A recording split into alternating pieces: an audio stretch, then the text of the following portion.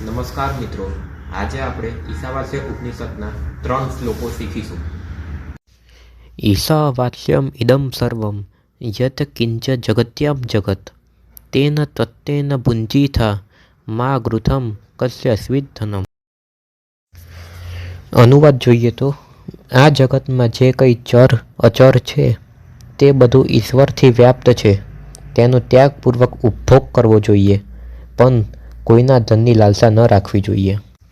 મિત્રો, હવે આપણે આ શ્લોકનું મતલબ સમજીએ તો આ જગતમાં જે કંઈ ચર અચર છે તે બધું ઈશ્વરથી વ્યાપ્ત છે.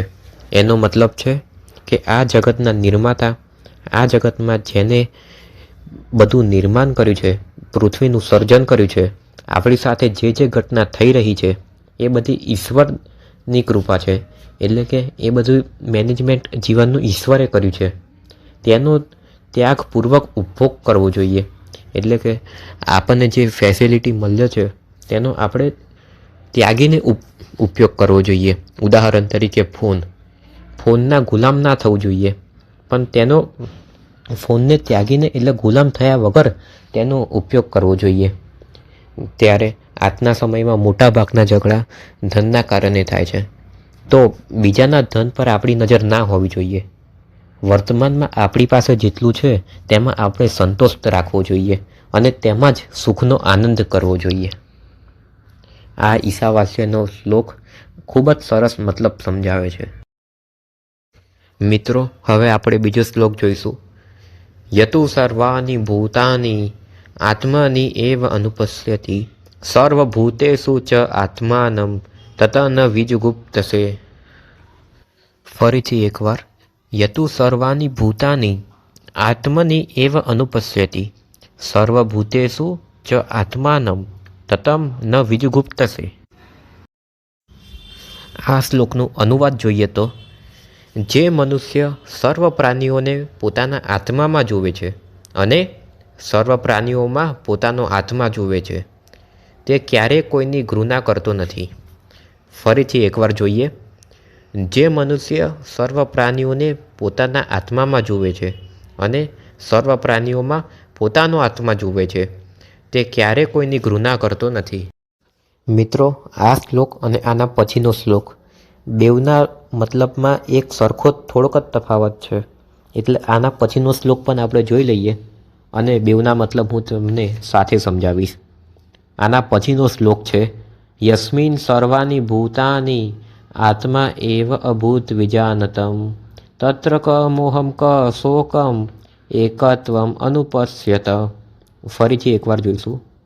યસ્મિન સર્વાણી ભૂતાની આત્મા એવ અભૂત વિજાનતમ તત્ર ક મોહમ ક શોકમ એકત્વમ અનુપશ્યતમ. મિત્રો, આ શ્લોકનું અનુવાદ જોઈએ તો જે જ્ઞાની માટે સર્વભૂતો આત્મા જ બની ગયા છે. અહીં ભૂતો એટલે પ્રાણીઓ, માનવીની વાત છે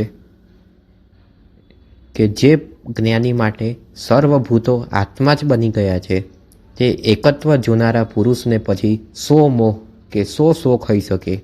ફરી એકવાર જોઈએ. જે જ્ઞાની માટે સર્વભૂતો આત્મા જ બની ગયા છે. ફરીથી એકવાર. અહીં ભૂતો એટલે પ્રાણીઓ અને માનવીની વાત છે કે જે જ્ઞાની માટે સર્વભૂતો આત્મા જ બની ગયા છે તે એકત્વ જોનારાને પછી સો મોહ કે સો શોક હોઈ શકે.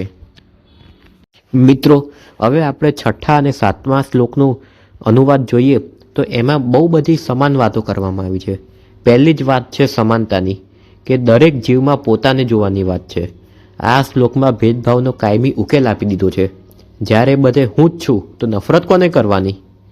એકત્વ જોવાવાળાને કોઈ દુઃખ વ્યાપી શકે ખરું? નકારાત્મક લાગણીઓ પર વિજયની વાત કરવામાં આવી છે. વસુદેવ કુટુંબકમની સાચી સમજ આપી છે આ શ્લોકમાં. એકતાનો ભાવ આ શ્લોકમાં ખરેખર એકતાનો ભાવ બતાવ્યો છે. એકતાના ભાવથી ડિપ્રેશન અને એકલતા દૂર થાય છે.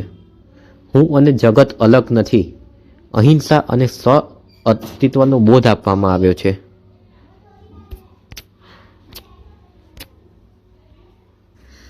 તો મિત્રો, તમને બધા શ્લોકોમાં ખબર પડી ગઈ હશે.